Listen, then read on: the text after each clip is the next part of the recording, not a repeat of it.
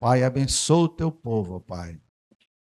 As famílias aqui de cada um, teu povo que aqui está, aqueles que hão de chegar, aqueles que também não poderão vir hoje. Abençoa.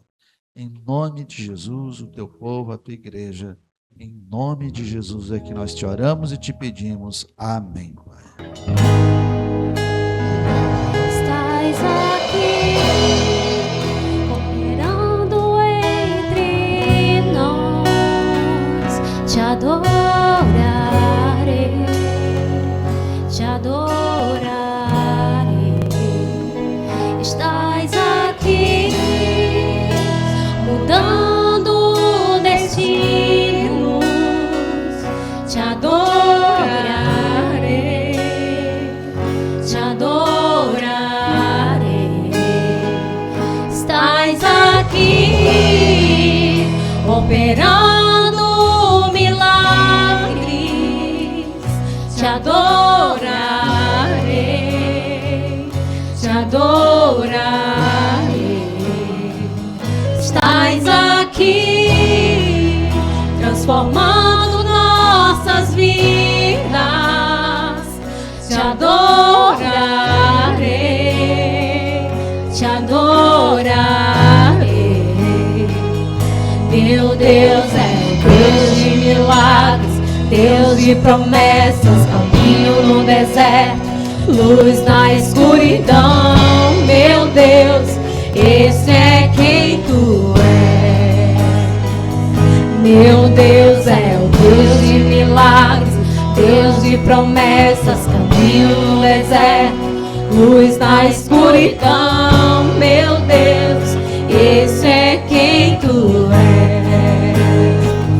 Estás aqui, tocando os corações. Te adorarei, te adorarei. Estás aqui, curando multidões.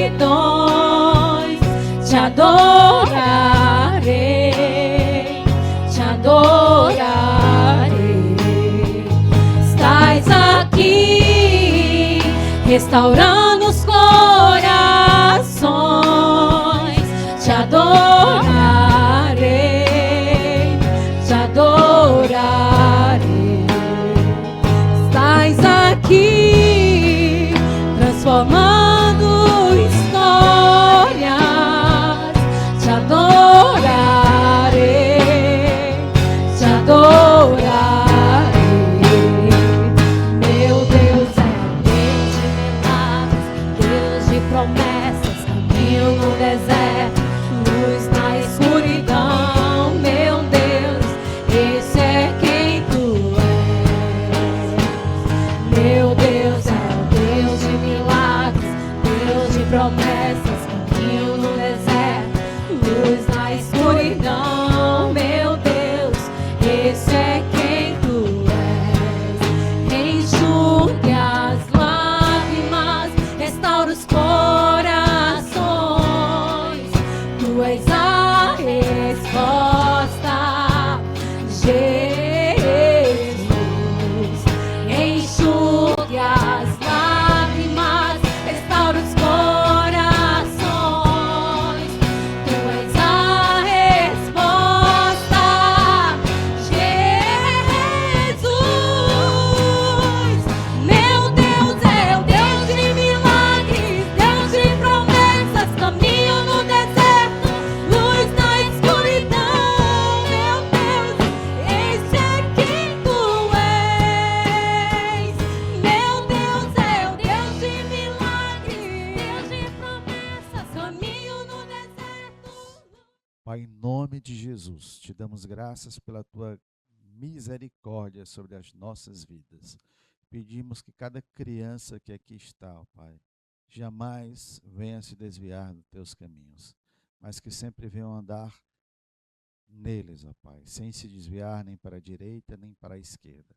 Abençoa as professoras que irão ministrar para essas crianças, abençoa que ela possa ser capacitada por Ti a estar trazendo uma palavra por Ti. Abençoa o presbítero Ademar, Pai, que Deus possa abençoá-lo mais e mais a trazer a tua palavra nesta noite aos nossos corações. Abençoa a sua vida, te agradecemos pela sua vida e pedimos para que tu possa abençoá-lo mais e mais, ó Pai, em nome de Jesus. Amém, Pai. Amém. Fazer uma pergunta para os irmãos. Abra a Bíblia de vocês em Gênesis, bem difícil, Gênesis, no começo da Bíblia, no capítulo 4, do versículo 1 a 7, que vai ser a nossa pregação. Quem é dos irmãos se lembra da pregação do pastor no domingo passado? Falou sobre a arca. A arca teve o quê? O transporte, a remoção da arca de um local para a terra, para a cidade de Jerusalém, onde um princípio de Deus não foi obedecido. Porque quem tinha o direito e o dever legal de transportar a arca eram os levitas. E Davi não obedeceu esse princípio. E nesse contexto, vou trazer um princípio para os irmãos também, que está aqui em Gênesis, do capítulo 4, versículo 1 ao 7. E esse contexto veio à minha mente, rapaz, teve essa questão da arca, e tem mais um outro. E esse outro, que exatamente está nesses versículos, quem tem uma Bíblia de estudo, vai já ver qual o princípio que não foi obedecido por Caim. E a gente vai discorrer sobre esses princípios. São 6 estudos relacionados a essa situação. Mas antes, vamos orar, né? Senhor Deus, Pai, te agradecemos por estar na tua casa. Como o salmista diz, alegrei-me, como disseram, vamos à casa do Senhor, para render graças a ti. E nós estamos iniciando um ano novo. E hoje é o primeiro culto do ano. O Senhor possa nos abençoar, não somente hoje, mas no decorrer do ano todo, com a tua presença nos nossos corações e nos nossos lares. O Senhor possa abençoar cada um que está presente. Bem aqueles que não puderam vir hoje, estão em viagem, em férias, mas eu posso abençoá-los também, Pai, porque eles são filhos teus. Pedimos a tua misericórdia para cada um. E aqui estou, a ministrar a tua palavra, que o Senhor cresça e eu diminua. Como o pastor Levi fala, que me coloca atrás da cruz, porque a palavra é tua. E eu posso expressar da melhor maneira. Usa o Espírito Santo na minha vida, Pai. Essa é a minha oração, em nome de Jesus. Amém. Irmãos, vamos fazer uma leitura aqui. O que diz o versículo? Os versículos. Coabitou o homem com Eva, sua mulher. Esta concebeu e deu à luz a Caim. Então disse: adquiri um varão com auxílio do Senhor. Depois deu à luz a Abel, seu irmão. Abel foi pastor de ovelhas e Caim lavrador. Aconteceu que, no fim de alguns tempos, trouxe Caim do fruto da terra, uma oferta ao Senhor. Abel, por sua vez, trouxe das primícias do seu rebanho e da gordura deste. Agradou-se o Senhor de Abel e de sua oferta. Ao passar que de Caim e de sua oferta não se agradou, irou-se, pois, sobremaneira Caim. Descaiu-lhe o semblante. Então disse o Senhor: por que andas irado? E por que descaiu o teu semblante? Se procederes bem, não é certo que serás aceito? Se, todavia, procederes mal, eis que o pecado jaz à porta, e o seu desejo será contra ti. Mas a ti cumpre dominá-lo. Amém? Primeiramente, quem foi Caim? Caim foi filho de Adão e Eva, o primogênito. E depois veio Abel, o seu irmão. Eles foram criados no mesmo local, na mesma casa, no mesmo teto, como nós dizemos, né? Com os mesmos princípios e valores.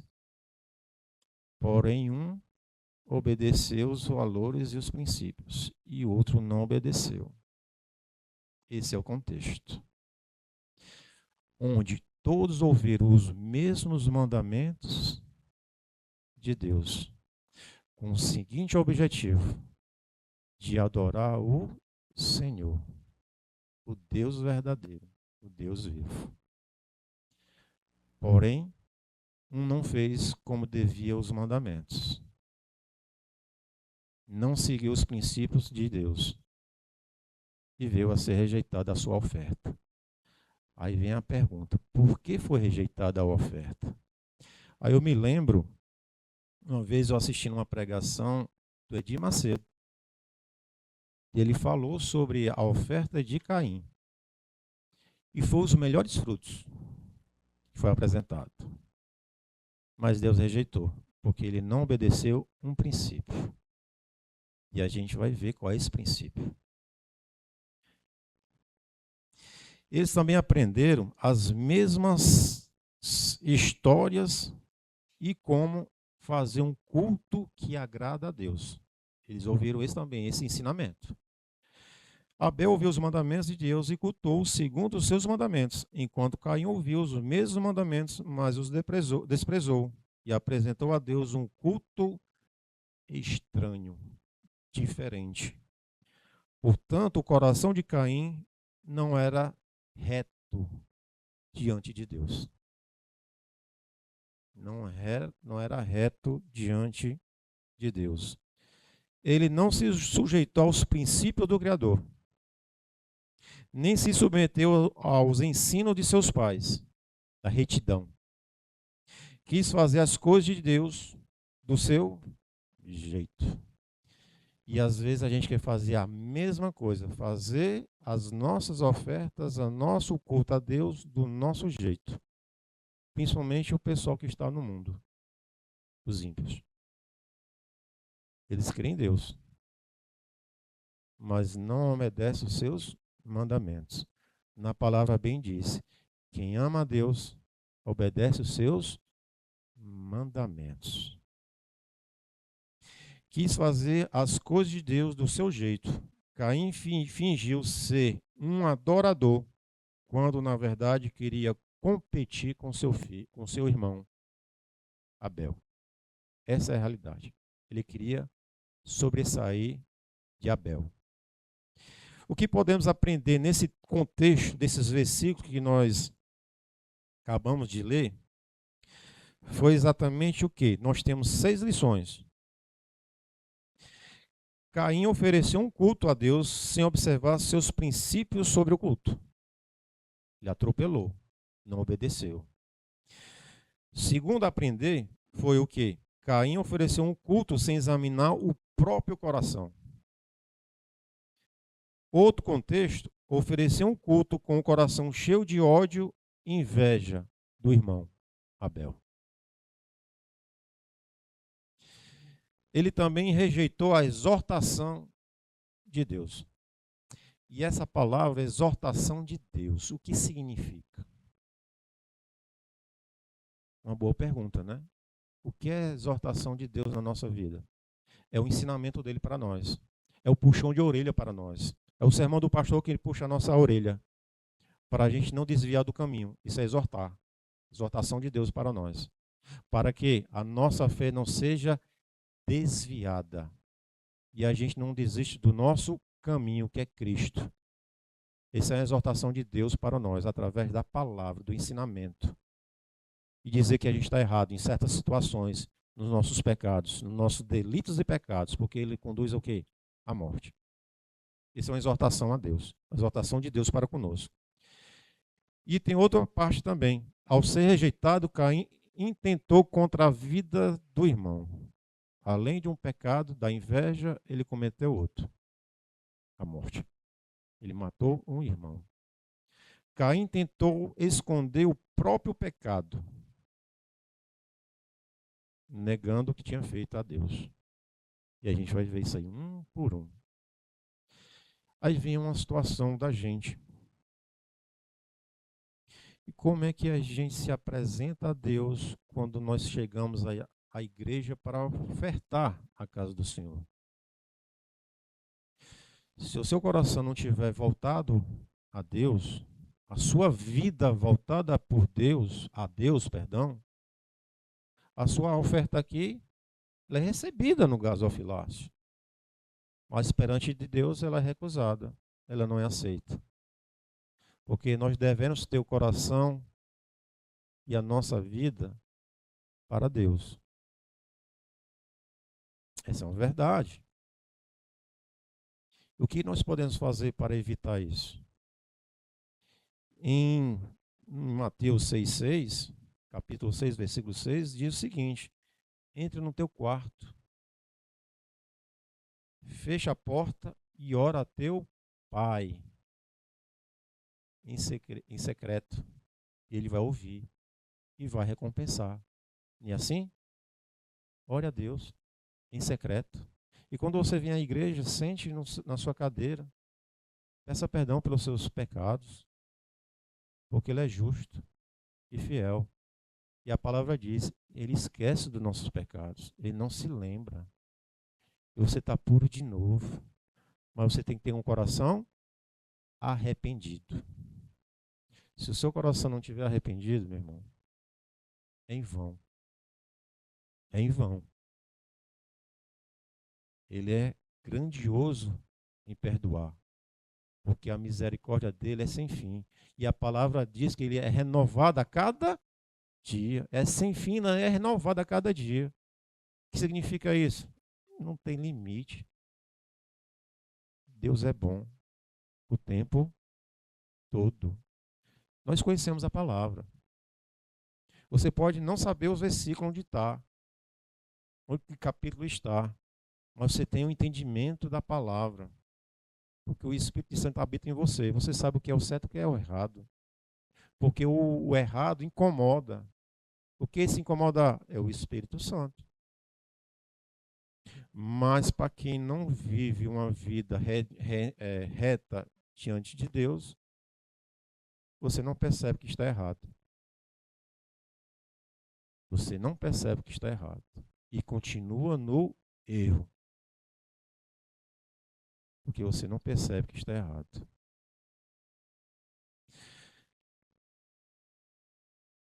O item 1.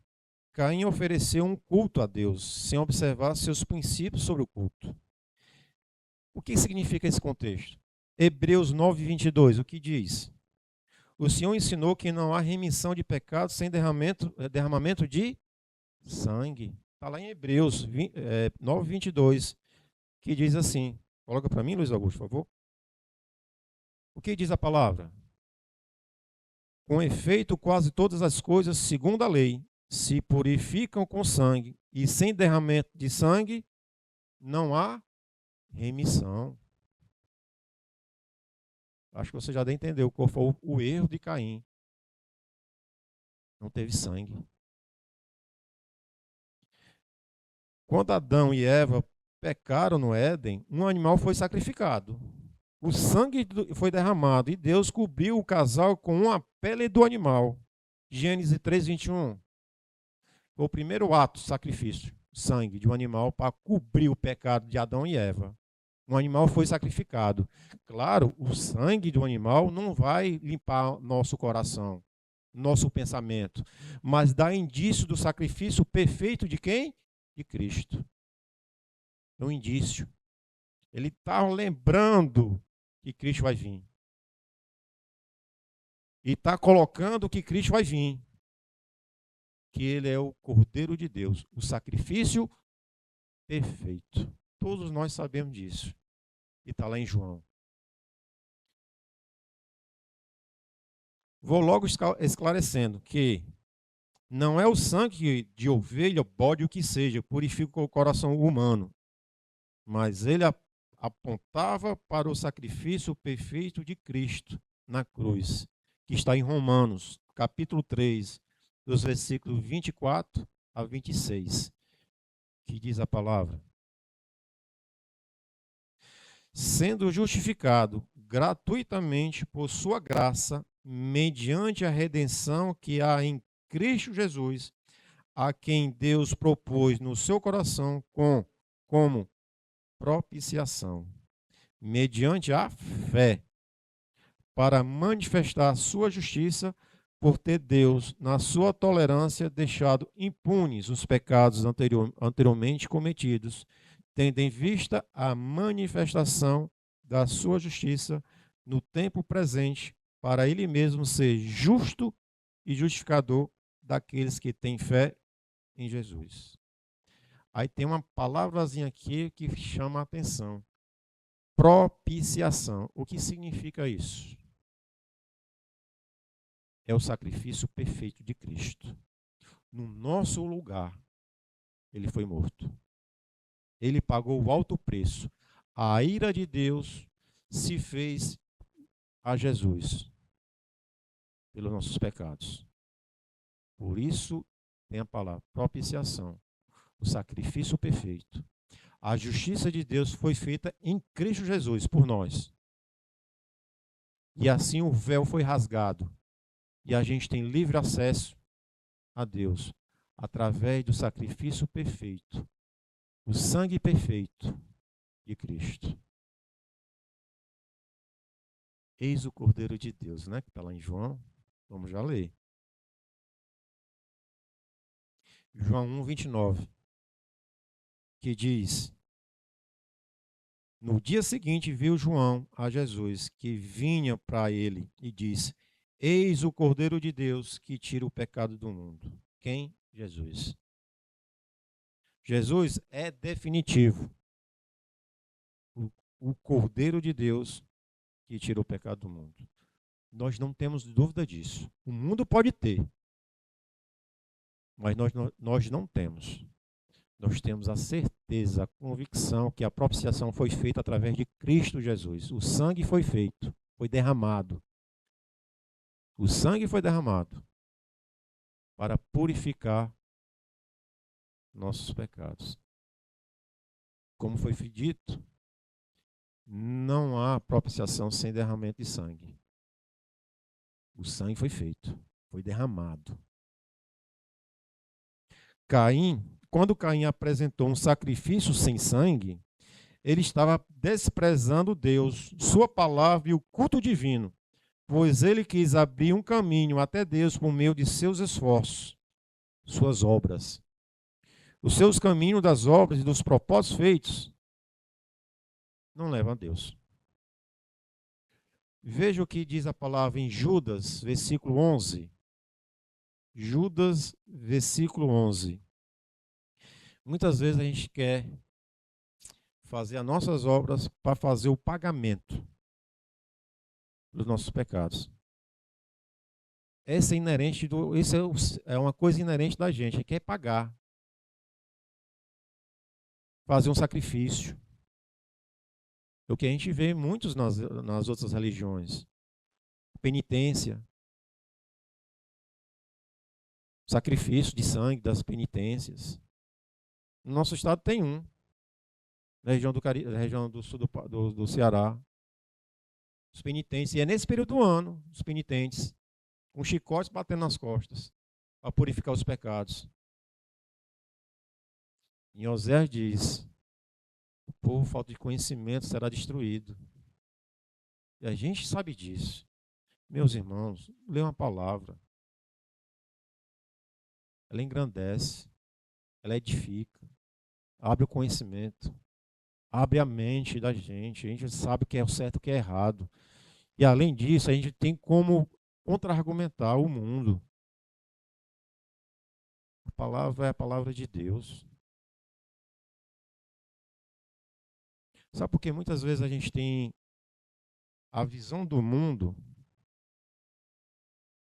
que a gente vê e não compreende, mas a Escritura diz. Muitos deles veem o erro e sabem do erro, mas não querem mudar. Como Caim, foi criado na mesma casa, no mesmo teto, com os mesmos valores e princípios.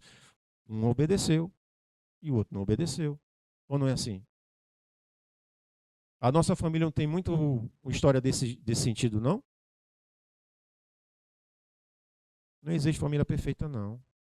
Nós não somos perfeitos. O único perfeito que veio aqui ao mundo foi Cristo, não foi crucificado, do propósito de Deus. Não existe família sem problema. Não existe. É utopia. Mas nós temos um caminho a seguir. E sabemos o caminho, que é Cristo. E lá em 1 Timóteo fala, a coroa está dada para os vencedores. O reino de Deus é para a gente que está no caminho de Cristo. Nós temos essa certeza. O que diz Judas 11? Ai deles, porque prosseguiram pelo caminho de Caim e movidos da ganância. É a ganância que tinha no coração de Caim. E você continua no texto, se precipitaram no erro de Balaão e pereceram na revolta de Corá. E quem era Balaão? Era um profeta estrangeiro que foi convidado pela ganância dele, por um rei moabita, para amaldiçoar Israel. E no caminho, ele foi. No caminho, a jumenta não queria ir continuar, porque tinha um anjo lá com a espada para cortar o profeta. E ele insistia. E a jumenta falou. E advertiu. E depois ele viu o anjo. Não é assim a palavra que diz? E também foi por causa da ganância dele que o rei prometeu muita riqueza para amaldiçoar Israel.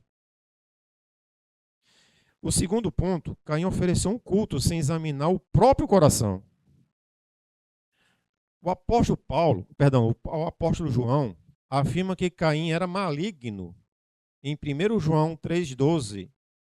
1 João 3,12. João afirma que Caim era maligno. Não segundo Caim, que era do maligno e assassinou a seu irmão. E porque assassinou, porque sua obra eram más e as de seu irmão justas.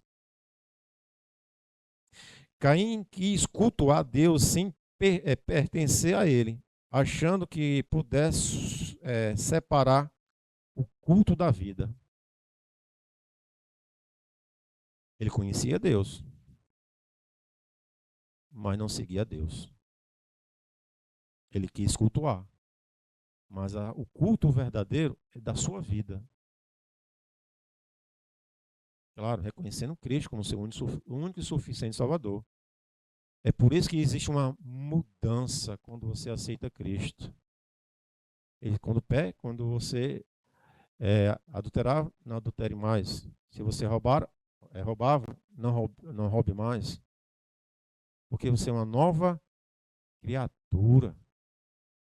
Você deixou de ser uma criatura para ser filho de Deus.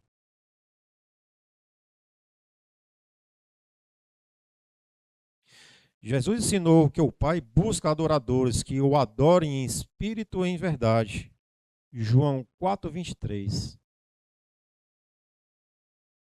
João 4:23. Que diz: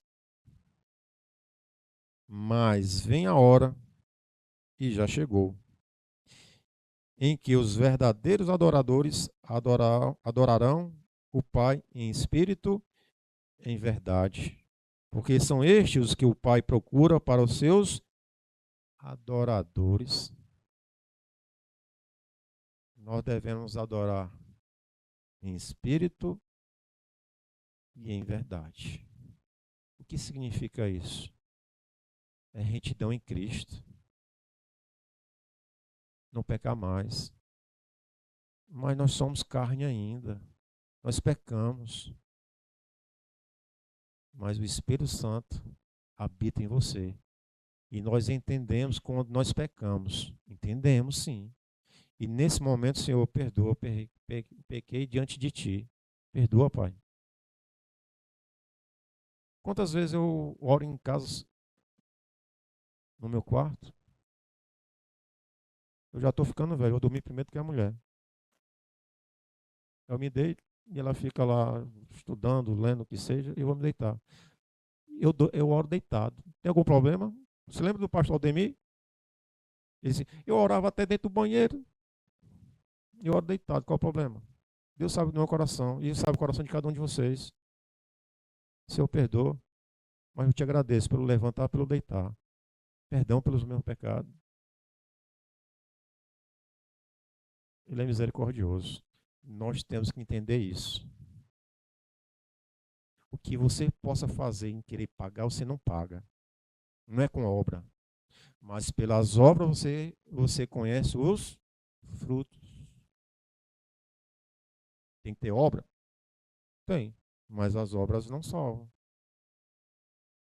A Bíblia diz claramente sobre isso. Nós somos diferentes. Somos um povo remido pelo sangue de Cristo.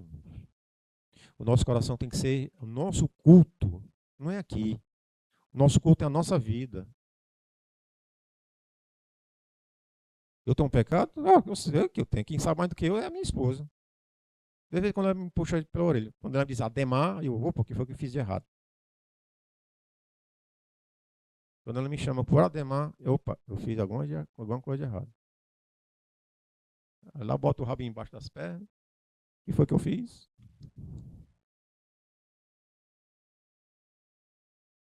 Quem é casado tem uma esposa do lado. Ela está em provérbio. Que ela seja o quê? Virtuosa. É uma das orações que eu faço. Que o meu filho, Luiz Augusto Danilo, tem uma esposa virtuosa. E coloque na vida dele uma esposa virtuosa. Porque você não tiver uma esposa sem ser virtuosa, é problema, meu irmão. É problema. Que a mulher virtuosa aconselha. A gente tenta ir para o lado errado,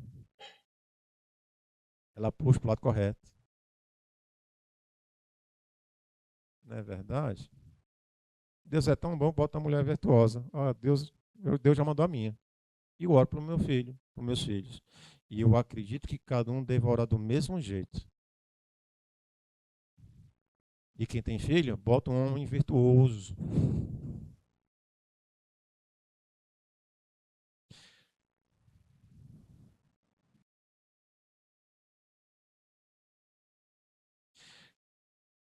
Caim pensou o contrário, que Deus estivesse buscando adoração e não adoradores. Ele pensou isso. Por isso fez uma adoração diferente. Deus tem os seus princípios. Ele não abre mão dos seus princípios. É tanto que nós vimos na pregação anterior, onde Davi, segundo o coração de Deus, segundo o coração de Deus,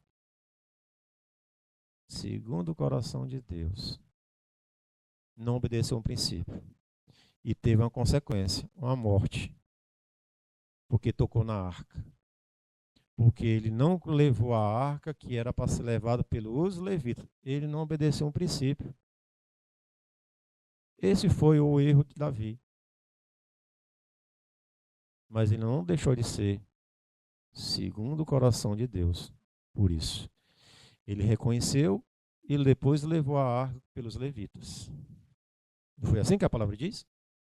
E não foi assim a pregação do pastor aqui, para esclarecer o entendimento da palavra para nós, o alimento da palavra para nós? Deus não se importa com a pompa do nosso culto, nem com a nossa performance diante dos homens. Ele busca a verdade do nosso íntimo. O louvor, quando está aqui, só uma questão só de um exemplo. Se um louvor aqui chega, depois tem os ensaios, chega aqui e mesmo assim erra, e a gente percebe que erra. Mas se o desejo dele é de adorar o Senhor, quem é a gente para questionar? Porque o que importa é a verdadeira adoração. É o desejo de servir. É o desejo de prestar um culto ao Senhor. Não com eloquências na palavra, mas é a maneira que você coloca a palavra diante de Deus e é transmitida para vocês. Eu não tenho eloquência de jeito nenhum. Tem gente que tem eloquência melhor que a minha? Tem.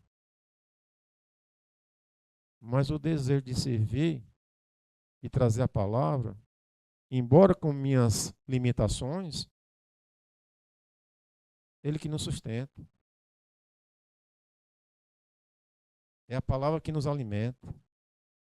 E é a palavra que dá um discernimento para a gente que a gente pecou diante dele. O culto não deve ser só de domingo aqui na igreja, não. Embora nós tenhamos um culto aqui de adoração, de oração na terça-feira, terça e domingo, 2 dias.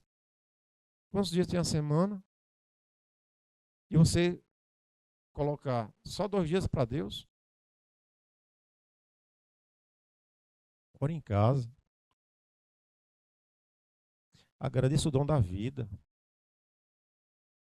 Se você está vivo, Deus não tem um propósito na sua vida. Se não tiver um propósito na sua vida, Ele leva. Ele recolhe os seus. E lá em cima vai ter festa. Não é assim não que diz a palavra? A gente tem mais reflexão da vida no velório do que um aniversário. Porque todo mundo irá passar por isso. Todo mundo vai passar por isso. E a gente fica assim, tem uns que vai mais cedo, outros mais tarde. E a gente vai entender o mistério da vida.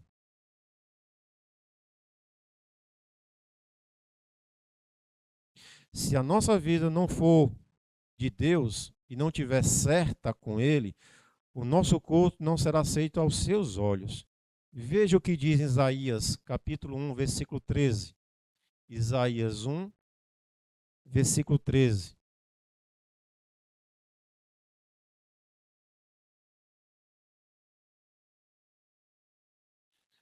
Não continueis a trazer ofertas vãs. O incenso é para mim abominação. E também as festas da lua nova, os sábados e a convocação das congregações.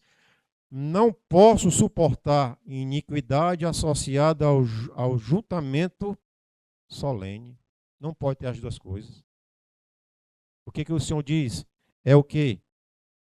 Abominação. Nosso culto tem que ser nossa vida. Eu vou dizer, eu sei que dos meus pecados, das minhas limitações.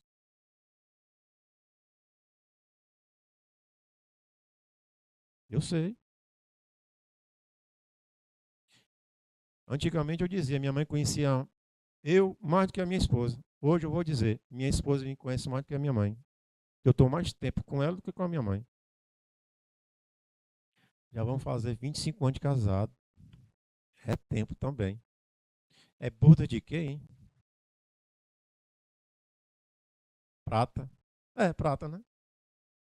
50 é ouro, né? Então prata. Olha aí. O tempo passa. Nesse passado tem muita coisa, muita água passou debaixo da ponte? Passou. Você tem que engolir muito sapo? Também. Mas tem que ter mais alegria do que a tribulação. Senão você não aguenta. E a gente tem que aproveitar as alegrias. Porque a vida tem tribulações. Mas a alegria é como se fosse o enfeite da nossa vida. A gente tem que aproveitar. E quando virem as tribulações, sirva de ensinamento. Para não cometê-los de novo. De aprendizado. Fortalecer. A vida tem disso. Mas por que isso acontece com os irmãos? Você ser referência a um que vai passar pela mesma tribulação. Porque ele passou, foi fortalecido por Deus. E eu vou passar, vou enfrentar, porque Deus está comigo também.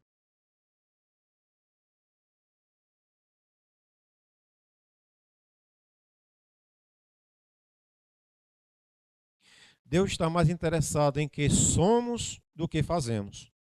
Deus se agradou de Abel e de sua oferta, e ao mesmo tempo rejeitou a de Caim. A vida vem antes do serviço. A verdade vem antes da adoração. A motivação é mais importante do que a ação. Não estou dizendo que o serviço, a adoração e a ação não sejam importantes. Mas sim, a vida, a verdade e a motivação estejam voltados para Deus, junto com o serviço, a adoração e a ação. Tem que ser assim. Terceiro ponto. Caim ofereceu um culto com o coração cheio de ódio e inveja. A raiz dos problemas de Caim era a inveja. Em vez de imitar Abel, Caim se desgostou em vê-lo sendo aceito por Deus. Odiou o irmão, não por este ter praticado algum mal, mas por ter feito o certo. Não apenas sentiu inveja de Abel, foi além e tirou a vida dele. Quando o pecado inunda a nossa mente, o nosso coração, um abismo puxa outro. E as consequências vêm um dia. Não adianta apresentar ofertas a Deus e se o nosso coração tem inveja e ódio. Antes de entregar uma oferta, precisamos nos reconciliar com o irmão. Mateus 5, 23, versículo 23 e 24. Antes de entregarmos uma oferta, precisamos nos reconciliar com os irmãos. Veja o que a palavra diz. Mateus 5, versículo 23 e 24. Se, pois, ao trazeres ao altar a tua oferta, ali te lembrares de que teu irmão tem alguma coisa contra ti, deixa perante o altar a tua oferta, vai primeiro reconciliar-te com teu irmão, e então, voltando, faze a tua oferta.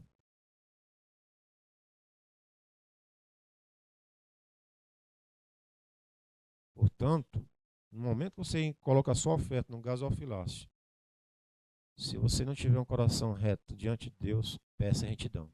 Se você tiver uma dificuldade com o Senhor, perdoa e vá se reconciliar com seu irmão. Porque nós somos irmãos em Cristo.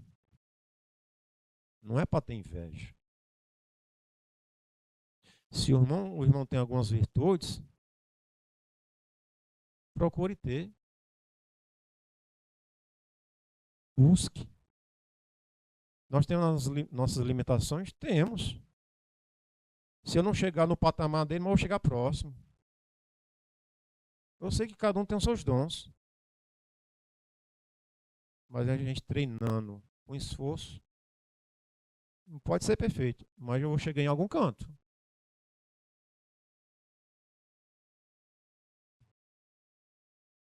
Deus não aceita oferta proveniente de um coração que não é reto diante dele e que está cheio de mágoas. Antes de nossa oferta ser aceita, nossa vida tem que ser aceitável. E como é que é aceitável? Arrependimento. Arrependimento. Peça perdão. Mas eu cometi de novo. Peça perdão de novo. Mas eu fiz de novo. Peça perdão de novo. Porque o que vocês cometeram anteriormente, Deus nem se lembra.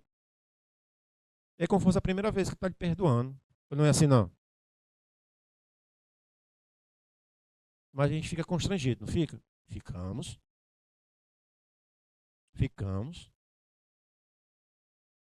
O que a gente pode fazer? Exortação de Deus. Ensinamento. Entender a palavra. Não tentar desviar da palavra. Seja reto. Íntegro. Pedir perdão. Ser humilde diante de Deus. Vá no seu quarto em secreto. Ore a Deus, Pai.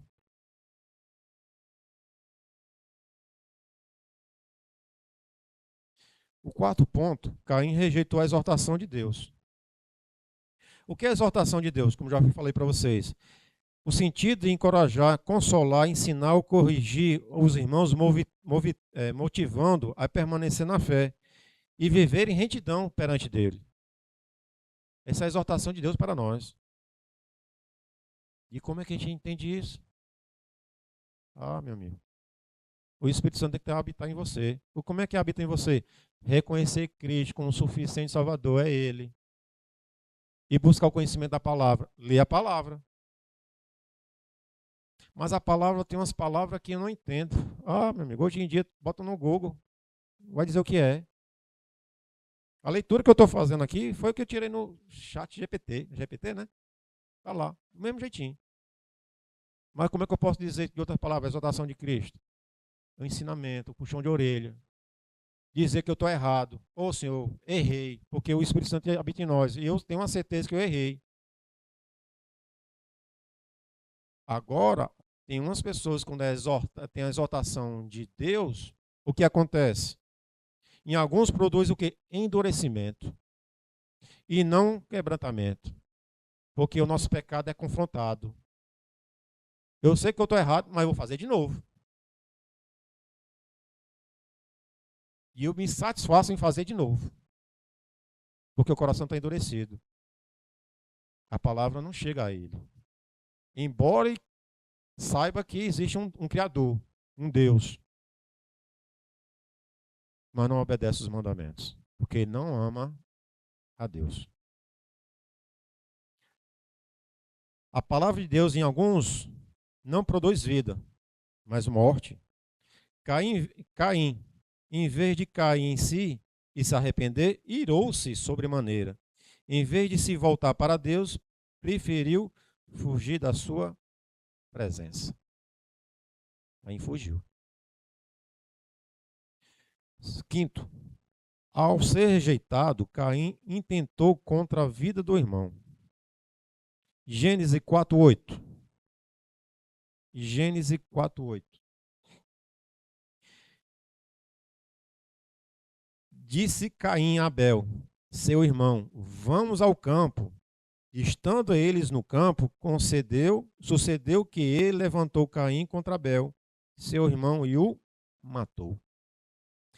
Caim tinha palavras aveludadas, bonitas, e um coração perverso. As palavras doces e um coração amargo. Amizade nos gestos e morte nos pensamentos. E como tem gente assim, irmãos. E como tem. Falta Cristo na vida dessas pessoas.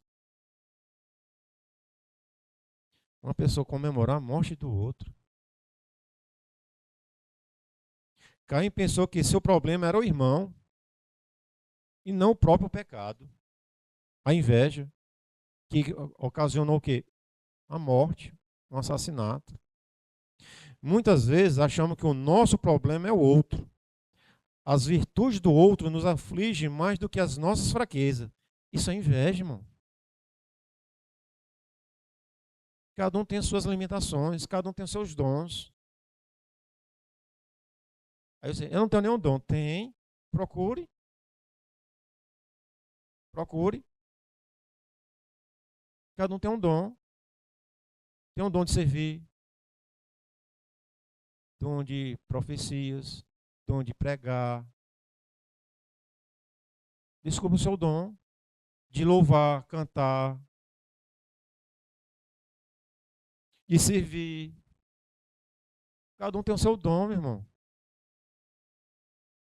Cada um tem. Eu vou puxar a orelha de vocês. Não é só sentado no banco, não. A gente não é nem para ouvir o alimento da palavra só sentado. Cresça. Cresça. A palavra diz, cresça. Para ser alimentado com substância. Nossa linguajar com caldo de mocotó. Para ter substância, né?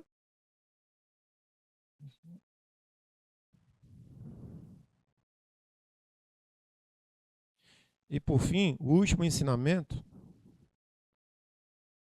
Caim tentou esconder o próprio pecado. Caim não enxergava nada além da sua vaidade e da sua justiça. Tornou-se o pai de uma geração que adorava o próprio eu, em vez do Deus vivo. Deus confrontou Caim depois dele pecar. Gênesis 4, do versículo 9 a 11. Gênesis 4, 9 a 11. Disse o Senhor a Caim: onde está Abel, teu irmão? Ele respondeu: não sei. Acaso eu, tutor do meu irmão? E disse Jesus: que fizeste? A voz do sangue do teu irmão clama da terra a mim. Eis agora, pois, maldito por sobre a terra, cuja boca se abriu para receber de tuas mãos o sangue do teu irmão. Caim, ao ser confrontado por Deus, não se arrependeu e se entregou no vitimismo, dizendo, no versículo 13, então disse Caim ao Senhor: é tamanho o meu castigo e já não posso suportá-lo. O pecado afasta o homem de Deus. Quanto menos arrependimento, maior é a distância de Deus. Se arrependa, poxa. Tem um coração quebrantado. Senhor, pequei diante de ti. Aquela parábola do filho pródigo. Senhor, pequei diante de ti. O que foi que o pai fez? Deixou ele nem continuar, logo abraçou e deu uma nova vestimenta. Deus faz isso. Mas eu tenho um coração arrependido.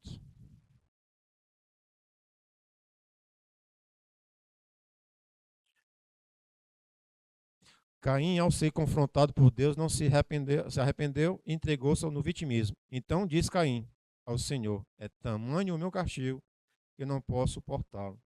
Aí nós temos essa síndrome de Adão. A culpa é sempre dos outros. O que Adão fez? A culpa é da mulher que tu me deste, botou a culpa na Eva. Indiretamente a Deus, porque foi Deus que deu a Eva a ele. E a Eva, por sua vez, botou a culpa em quem? Na serpente. O que foi que Deus fez? O castigo de Deus ao homem vai sustentar com o teu esforço a tua família. Foi assim, não? Com suor, esforço. E a mulher, o castigo da mulher? Multipliqueis a dor do parto. Está aí o sacrifício da mulher. E a mulher não se contentou só com a dor do parto, foi querer trabalhar também, igual o homem. O castigo foi maior. A dor do parto e o trabalho. Aí eu vejo assim, vou defender também as mulheres agora. O problema do homem não consegue sustentar o lar sozinho, aí a mulher vai ajudar, a ajudadora. Tá bom assim, não tá? No fim da história de Caim, conforme em Gênesis 14:15, Deus, com a sua misericórdia, colocou em Caim uma marca, não apenas para fazer lembrar do seu pecado, mas também para protegê-lo. Quem matar Caim iria ser condenado 7 outras vezes mais. O castigo seria maior. Não foi assim? Mesmo assim, Deus teve misericórdia de Caim, em deixar a marca para ele lembrar do pecado e também para protegê-lo. Amém? E assim eu finalizo. Que Deus nos abençoe ricamente um ano de sua presença. Essa é a minha oração. Que Deus nos abençoe ricamente. Amém?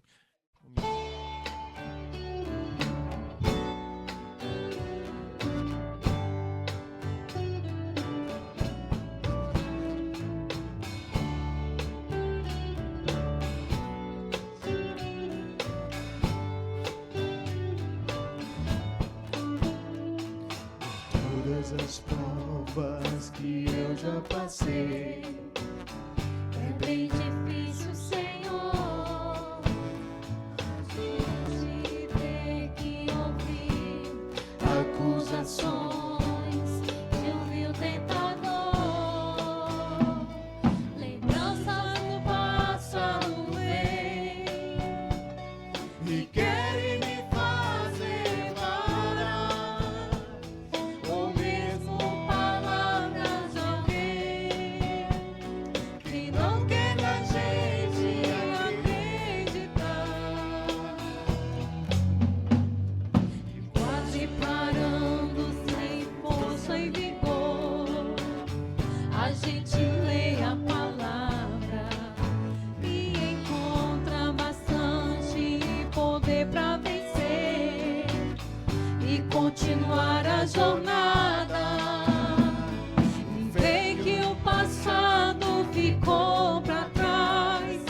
pois Cristo na cruz tudo já venceu. E saber que dele não lembra mais, eu canto pra glória de Deus.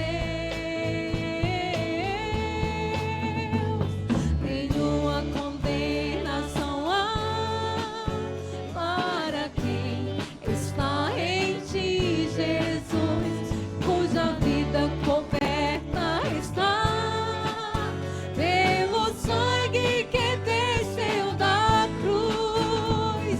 É certo que provas virão, investidas no vil tentador, mas nenhuma condenação há para quem está em ti, querido Senhor.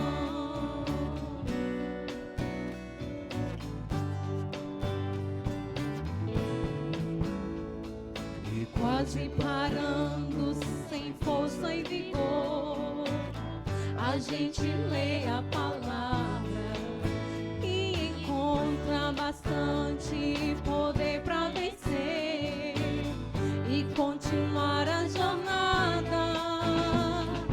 Vê que o passado ficou para trás, pois Cristo na cruz tudo já venceu. E sabe que dele não lembra mais, eu canto pra glória de Deus. Nenhuma condenação há para quem está em ti, Jesus, cuja vida coberta está pelo sangue que desceu da cruz.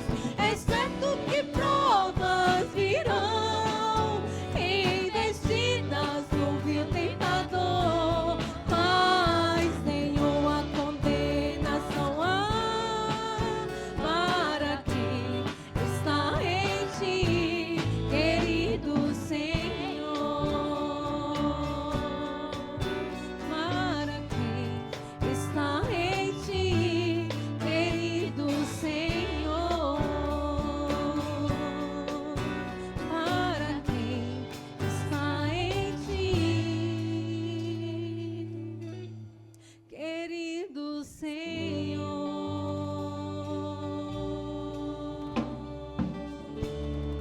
Aleluia. Senhor Deus, Pai, te agradecemos por essa noite, pela tua palavra. Que o Senhor possa ter engrandecido esse culto com a tua presença. Que te agradecemos imensamente pelo sacrifício que tu fez feito na cruz no Calvário para pagar nossos pecados.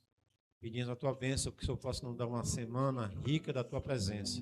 E a consolação do Espírito Santo esteja com cada um, dando a certeza da vida eterna através de Cristo Jesus. É a nossa oração em nome de Jesus. Amém. Amém.